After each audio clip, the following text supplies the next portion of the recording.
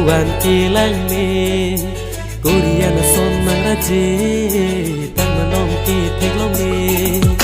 opi ajati manang lindong kilang me nang pin beng pen ke tan ke karibi jinglit me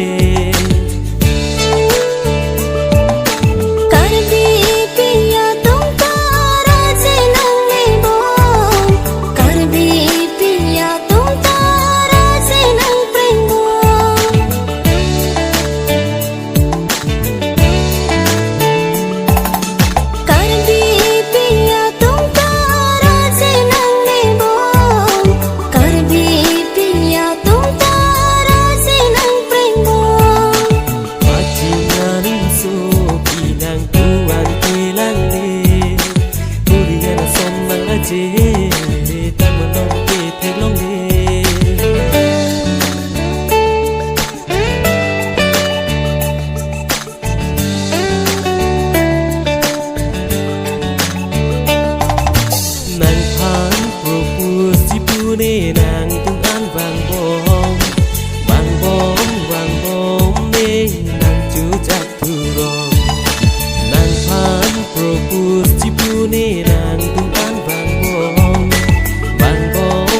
bom nê nàng chú chắc thu rong nàng trong kỳ chi ta hay he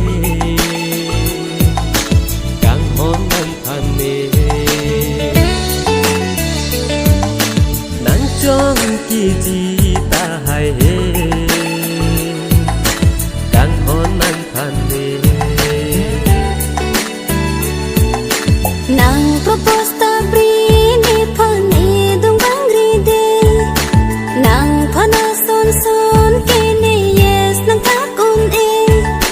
nàng propose ta brini phani dung bang ride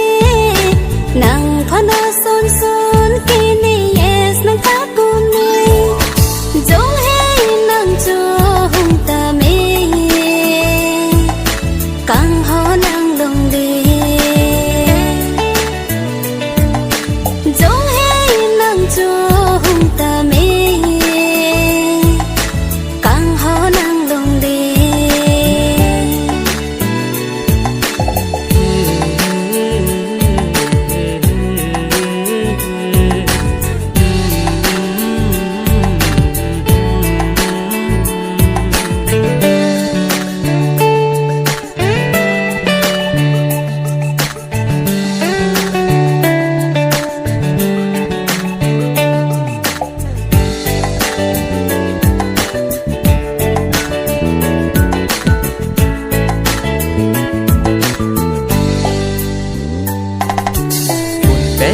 Jingki cita nambar ave online chatting cita friend disave nang cepong humri cita address sini ne nang pi pegang ta phone number ante